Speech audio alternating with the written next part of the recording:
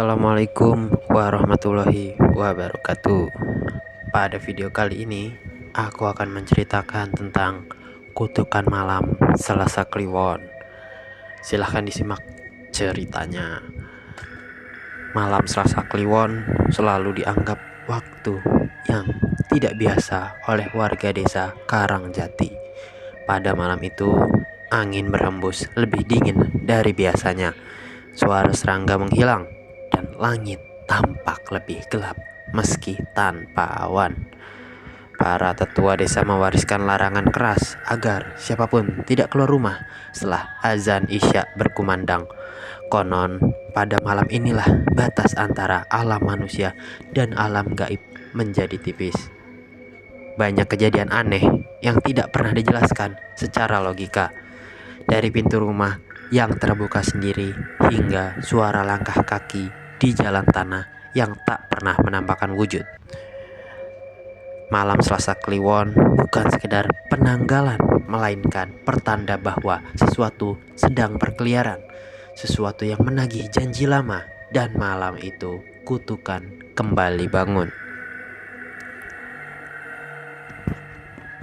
Puluhan tahun lalu, desa ini pernah dipimpin oleh seorang lurah yang dikenal keras dan tamak.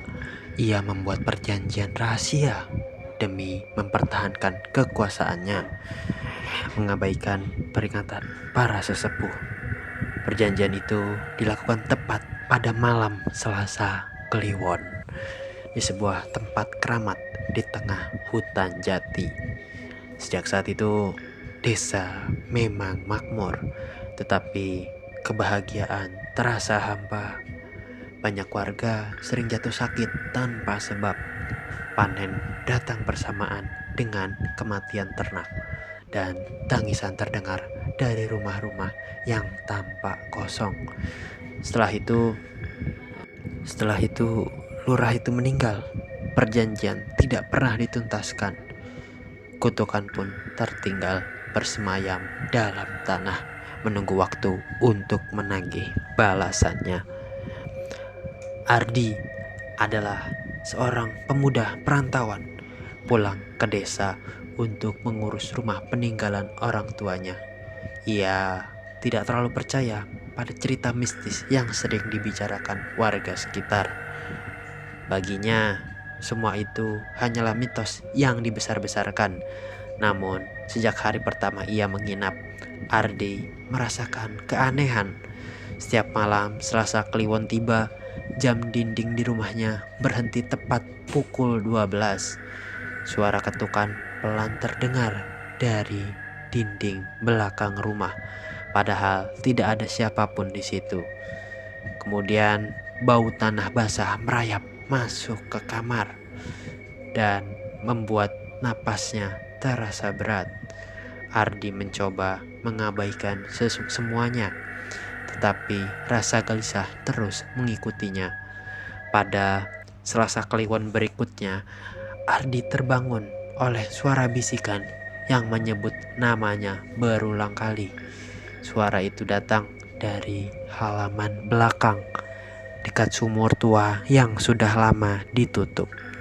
Dengan setengah sadar, Ardi melangkah keluar. Lalu kabut tebal menyelimuti halaman rumahnya, dan udara terasa dingin menusuk tulang. Dari balik kabut, terlihatlah sosok berdiri besar membelakangi sumur. Rambutnya panjang menjuntai, tubuhnya kaku, dan tanah di sekitarnya tampak basah seperti baru digali. Jantung Ardi mulai berdegup kencang. Lalu ia berteriak, tetapi suaranya seakan hilang di telan malam. Sosok itu perlahan berbalik, menampakkan wajah pucat dengan mata kosong menatap lurus ke arah Ardi. Bibirnya bergerak tanpa suara, tetapi Ardi bisa mendengar bisikan itu langsung di kepalanya. Sosok tersebut menyebut nama leluhur Ardi, mengungkap perjanjian lama yang belum ditebus. Lalu Ardi tersadar bahwa keluarganya memiliki kaitan dengan lurah terdahulu. Kutukan malam Selasa Kliwon bukan memilih korban secara acak, tetapi ia mengikuti garis darah. Kabut semakin tebal dan Ardi merasakan kakinya berat, seolah tertahan tanah. Suara gamelan samar terdengar dari kejauhan, mengalun pelan namun menyesakkan. Tanah di sekitar sumur mulai bergetar dan bayangan-bayangan hitam muncul satu persatu, berdiri mengelilingi Ardi. Mereka tidak bersuara, hanya menatap dengan wajah tanpa ekspresi. Sosok di depan sumur mengangkat tangannya, menunjuk Ardi seolah menuntut sesuatu. Di dalam benaknya, Ardi melihat potongan peristiwa masa lalu, ritual rahasia, sumpah yang dilanggar, dan janji yang diingkari. Kutukan itu hidup kembali dari kelalaian manusia, dan malam ini ia minta penyelesaiannya. Dengan sisa keberanian, Ardi menyebut doa-doa yang pernah diajarkan ibunya semasa kecil. Suaranya gemetar, tetapi ia terus melafalkannya. Bayangan di sekelilingnya bergetar, sebagian memudar, namun sosok utama tetap berdiri. Tatapannya kini berubah sendu, seolah membawa beban penyesalan yang tak pernah terucap. Sumur tua mengeluarkan aroma menyengat dan suara air terdengar dari dalamnya. Meski telah lama kering, Ardi tersungkur dan merasakan hawa dingin merambat ke seluruh tubuhnya. Tiba-tiba angin kencang berhembus, mengoyak kabut yang menyelimuti halaman. Bayangan-bayangan itu menghilang satu persatu. Sosok di depan sumur perlahan memudar, menyisakan suara pelan bisikan terakhir yang meminta agar kutukan itu dapat dihentikan. Tanah berhenti bergetar, gamelan lenyap, dan suasana halaman kembali sunyi. Ardi tergeletak lemas hingga fajar menyingsing.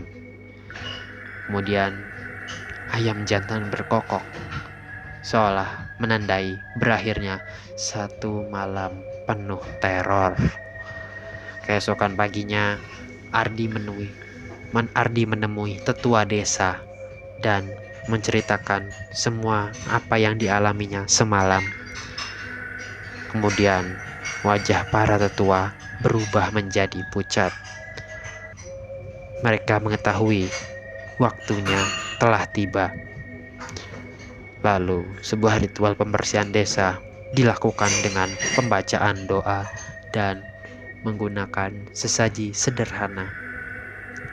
Ritual itu bukan untuk memanggil, tetapi ritual itu untuk menutup kembali perjanjian lama. Tidak ada darah, tidak ada pengorbanan, hanyalah penyesalan dan permohonan ampun. Sejak hari itu, suasana desa terasa lebih ringan. Suara-suara aneh tidak lagi terdengar oleh warga sekitar, dan malam Selasa Kliwon berlalu tanpa gangguan. Namun, kini Ardi mengetahui kutukan itu ternyata tidak benar-benar hilang. Ia hanya tertidur dan menunggu jika manusia kembali melanggar batas. Setiap malam Selasa Kliwon, Ardi masih terjaga, mendengarkan suara sunyi dengan hati-hati. Ia paham bahwa tidak semua perjanjian warisan leluhur membawa keberkahan. Sebagian lagi adalah peringatan yang tidak boleh dilupakan. Di Desa Karangjati, malam Selasa Kliwon masih tetap dihormati karena mereka mengetahui jika malam Selasa Kliwon dilupakan, kutukan itu akan kembali sewaktu-waktu, dan kali ini mungkin tidak akan memberikan kesempatan kedua.